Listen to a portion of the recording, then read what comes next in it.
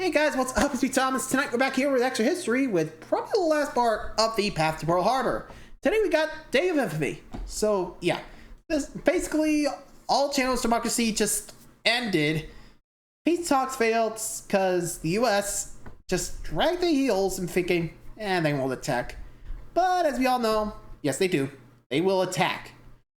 And well, here it comes. So I feel like those guys in DC are going to be feeling like real idiots, won't they? But anyway, let's get this final part of the path finished up. So be sure to like, subscribe for more. Hope you enjoy. Here we go. Japanese Consulate, Honolulu, Tuesday, December 2nd, 1941. Japanese spy Takeo Yoshikawa senses war closing in. A delegation of Japanese specialists had come to survey Pearl Harbor, leaving him a list of questions. And he found the answers to them via observation, gossip, and local media reports. But now, a message comes from Tokyo, ordering him to report daily what ships are in port, whether the harbor has barrage balloons, if there are any anti-torpedo nets. Yes, his mission is definitely nearing its end. He even passed some espionage duties to a German-American agent loyal to Nazi Germany. Still, each day he listens to the weather report on Radio Tokyo, waiting to hear these specific words: east wind, rain. The coded message that meant Japan was at war with the United States. And he won't have to wait long, for Admiral Nagumo's strike force is already a third of the way to Hawaii. Here we go. Thanks so much to Factor for keeping us well fed on a busy schedule. Wednesday, December 3rd, the Oval Office. Roosevelt has been meeting regularly with Navy leadership. Japanese fleets are moving into Southeast Asia, but no one knows what the target is. One group of 6 carriers has simply disappeared. The general consensus is that Japan will strike Malaya, Hong Kong, or the Dutch East Indies within days. Some even fear that they're planning a surprise attack on the Philippines, though that's a minority opinion. Roosevelt then meets with the British ambassador and finally gives him the answer he's been begging for. If Japan attacks British or Dutch territory, America will support their fight. Later that day, Stanley Jones, an old friend of Roosevelt and a missionary to Japan, visits him, and in his pocket is one last gambit for peace, cooked up by Ambassador Nomura and Special Envoy Caruso, using Jones to get around the increasingly hostile Cordell Hull. Caruso once... I'm surprised they just didn't, tell all, dude, stop. We gotta commit, man. We have too many pressures. We gotta do something. Which, fair enough, but, jeez. War is nearly on your front doorstep. You gotta do something. Anyway, moving on. Roosevelt to go over the heads of the militarists and cable the emperor directly, offering to negotiate an end to the war in China. Hull dislikes this idea. The FBI has reported smoke at the Japanese embassy. They're already burning documents. War could start any minute. Though, after considering, Roosevelt decides he will send the cable. One last chance at peace. And if he had sent it that day, it might have arrived in time to make a difference.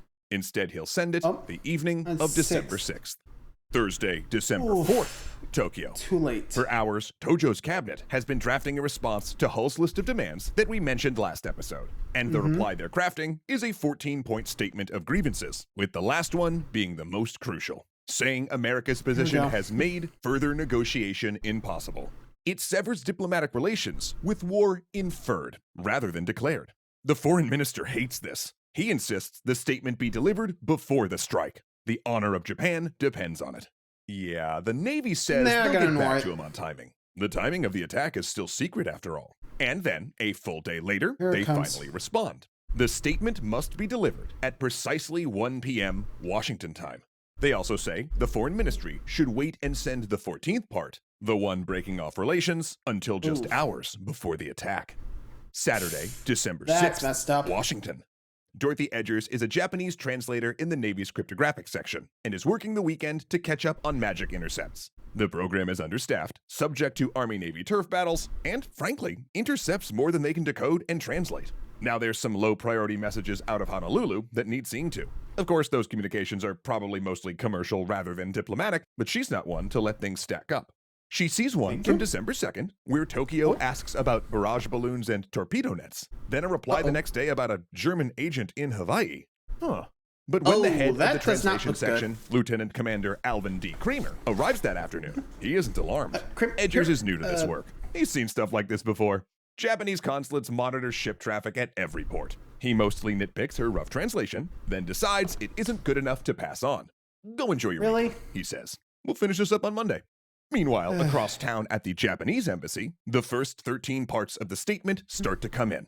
But there's a goodbye party for one of the embassy staff, and the senior secretary only gets partway through the decryption before he's pulled into a ping pong tournament. And the history books don't tell us whether he won or not. But back at the Navy cryptographic office, Kramer now also receives the 13-point statement, intercepted when it was sent to the Japanese embassy.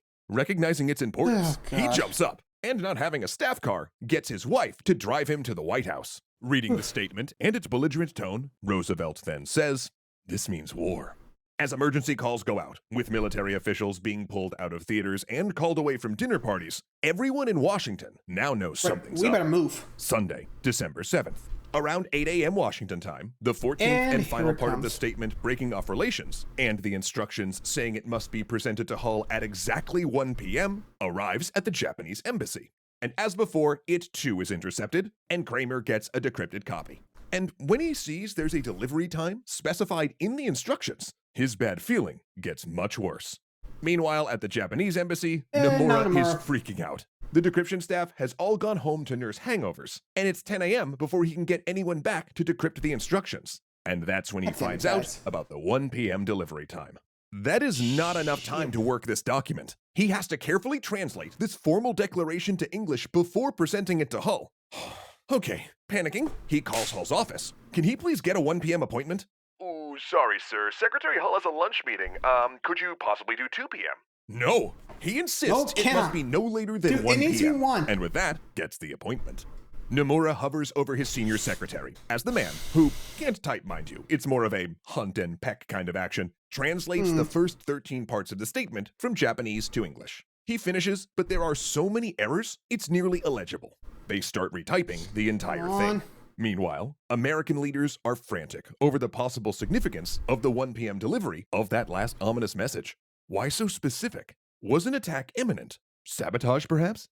They send warnings to the Philippines and the Panama Canal, but weather conditions mean that Hawaii can't be raised. And with phone messages possibly being tapped, exposing the fact that the purple code is broken, they instead opt to send a Western Union telegram.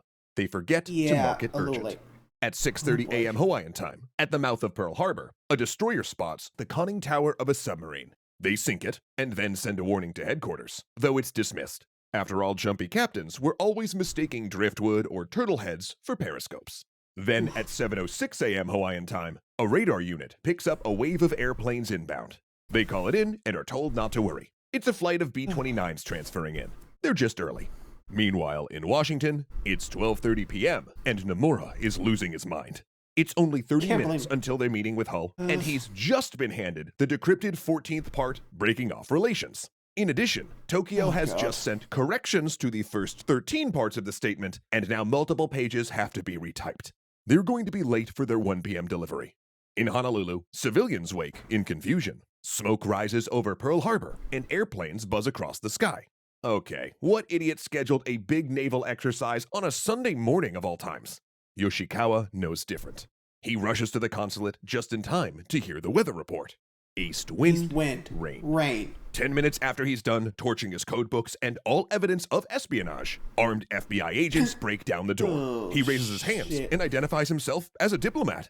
Now, much later, he'll return to Japan on a diplomatic exchange, his activities not revealed until decades later. Rather, Japanese Americans, who he never enlisted as agents because he found them too loyal to the US, will be blamed instead. Washington, 2:20 p.m. Nomura and Kurusu enter Hull's office. They don't know that 15 minutes earlier, Roosevelt had informed Hull of the ongoing attack at Pearl Harbor, an attack neither diplomat knows about. Nomura stretches out his hand, but Hull does not take it. Instead, he flips through the 14-point statement and icily asks why it had to be delivered at 1 p.m. Nomura, apologizing for being late, says he doesn't know. And it's at this point that Hull launches into Nomura. In all of their dealings, he says, he's always been honest and straightforward. And he'd hoped Nomura did the same. Yet now, here, he brings this statement full of lies and distortions. Then, Hull dismisses them. Nomura, still confused, reaches out his hand to shake once more. This time, Hull accepts. Then they exit the office into a mob of press. The next day, Roosevelt would use their late delivery of the statement as part of his Day of Infamy speech. A speech that created a clean, righteous narrative out of the complicated, multi-decade breakdown of American-Japanese relations. A story that began in the 19th century as two Pacific empires took their first tentative steps towards each other in a dance of imperial cooperation and collision, and a story that would be burned into the popular consciousness under three powerful words. Remember Pearl Harbor. Pearl Harbor. Ah, Zozo. Another Yep, there we go. Done dusted. Jeez. Man, you gotta feel bad for the diplomats of, like, Japan. They were trying to stop the war, but forces back out of their control, and the military, just nothing. And so many warnings of the attack, and yet no response to it. Jeez. I mean, nowadays, they'd be taken seriously, easily. Then, not so much. Ouch. Anyway, so that's going to be it for Extra History for now. Thanks for watching. Till next time, good night, everybody.